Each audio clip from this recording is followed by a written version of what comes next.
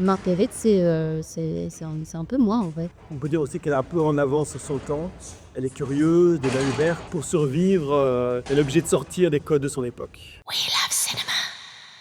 Bonjour Micha, bonjour Salomé, on est aujourd'hui sur le tournage de L'île de la Demoiselle. Est-ce que vous pourriez m'en dire quelques mots? C'est l'histoire de la demoiselle Marguerite de la Roque, une jeune noble du XVIe siècle. Et on suit son histoire, son parcours d'émancipation d'une jeune femme qui est abandonnée sur une île déserte à côté de Terre-Neuve. Et c'est un film d'aventure, l'histoire d'un des premiers survival féminins. Je crois que c'est avant Robinson Crusoe. Donc c'est une histoire qui était importante à l'époque, qui est le 3 livres qui a raconté ses aventures, et puis ce récit s'est perdu. L'idée du tout, c'est remettre ce personnage au bout du jour. Donc c'est pendant la 3e conquête, la 3e expédition de quartier pour les conquêtes du Canada.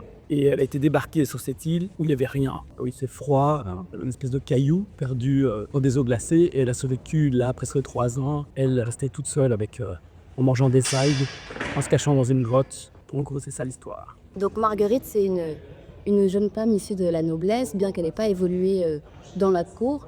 Donc elle était un petit peu déjà à part. C'est une jeune femme qui était assez libre en fait, même si la mission de liberté, je pense qu'à cette époque-là, c'est pas la même qu'aujourd'hui. C'est une jeune femme avec du caractère. Malgré les codes mais l'imposent, elle essaie de faire son petit bout de chemin. Marguerite, c'est un peu moi en vrai. On peut dire aussi qu'elle est un peu en avance sur son temps.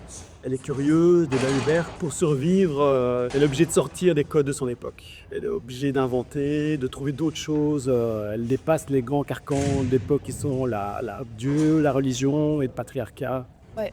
Après, elle est en avance sur son temps, mais c'est pas une volonté, quoi. C'est quelque chose qui lui est complètement imposé. Elle n'a pas d'autre choix, et c'est la nature humaine, c'est la nature de la femme, quoi, de s'en sortir, de survivre. Donc, je suis pas sûre que je la qualifierais d'une héroïne féministe. Directement, le spectateur peut-être qu'il se le dira, mais au 16e, c'est pas une notion qui existe, quoi. Qu'est-ce que vous a donné envie d'accepter le rôle? Alors, il y a cette personnalité, bien sûr, mais j'imagine qu'il y a aussi des performances physiques importantes par rapport au lieu de tournage, etc. Vous a le plus séduit dans ce projet? C'est vrai que j'ai pas eu l'occasion de lire beaucoup de scénarios pour passer des castings, et quand j'ai reçu le film de Louis Chape, j'ai senti une nécessité en moi, et ça arrive pas tous les jours quand on lit des projets. J'ai senti cette nécessité de raconter cette histoire qui est complètement passée à la trappe. On a l'habitude de justement entendre ces histoires d'hommes qui ont marqué l'histoire, mais pas souvent des femmes. Et puis évidemment, j'ai directement vu toute la partie physique, de me dire d'aller sur une île, de me confronter à la survie, des choses qui sont très très loin de moi. Et quand j'ai rencontré Micha, parce que quand on passe un casting, il y a un peu ce truc de je passe le casting, on voit si eux veulent travailler avec moi, mais moi aussi je fais passer le casting au réalisateur ou à la réalisatrice en face. Et quand j'ai rencontré Micha, j'ai été hyper touchée par sa sensibilité, sa manière de parler de Marguerite, de toujours rester dans son regard à elle. Et là je me suis dit ok, je veux travailler avec lui. Et j'étais trop pétante quand il m'a dit que c'était moi. Je suis hyper sympa aussi dans ça. Ouais, non, c'est vrai, il est sympa. Et bon, Micha, qu'est-ce que ça a donné envie de vous pencher sur le destin de Marguerite? Qu'est-ce qui a fait écho en vous dans sa trajectoire? Moi, ça faisait longtemps que je voulais faire un film d'aventure, de survie. Robinson, Jack London, Sa Majesté des Mouches, c'est vraiment là-dedans que j'ai baigné quand j'étais enfant et adolescent. Quand je suis tombé sur cette histoire, je me suis dit, en même temps un film de survie et en même temps une sorte de coming of age avec une jeune femme. J'avais pas fait des films avec des personnages féminins, et je me disais, ouais, là je peux faire quelque chose de différent de tous les films de survie qu'on voit, toujours portés par des hommes, avec un truc peut-être plus testostéroné, et que là on est dans quelque chose de plus...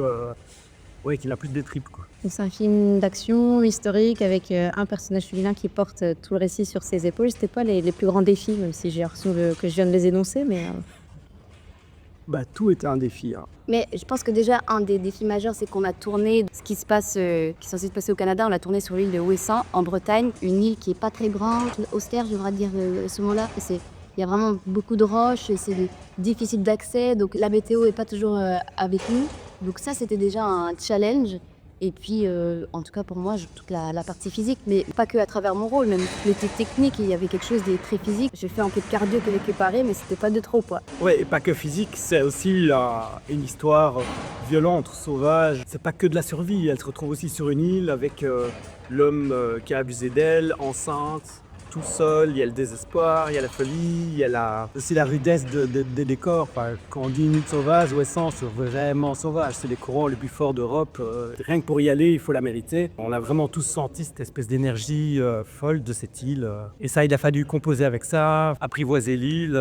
Mais justement, tu parles de dimension émotionnelle. Moi, c'est quelque chose que forcément j'avais anticipé en lisant le scénario. Et il y avait une grande part d'excitation. Mais en fait, en jouant tous les jours des violences subies émotionnellement, moi, je sais qu'il y a des jours où je craque un peu, où en fait, j'en peux plus, où je demande d'arrêter. Parce que j'ai beau jouer les choses, mon cerveau a beau savoir que c'est pour de faux, mon corps les subit vraiment, je fais des cauchemars la nuit. Enfin, pour moi, le challenge, il est presque plus émotionnel que physique. Physique, je me suis préparée, j'ai fait du sport, tout ça. Mais émotionnel, c'est quelque chose que j'avais pas assez anticipé, je pense. Mais heureusement, Misha et toute l'équipe est hyper bienveillante, ce qui me permet de pouvoir aller au plus loin dans cette folie, dans ce désespoir. Mais ouais, subir ces violences-là, elles sont assez dures, ouais. C'est quand même un film positif, parce que quand on parle et tout ça, on a l'impression que c'est que des horreurs.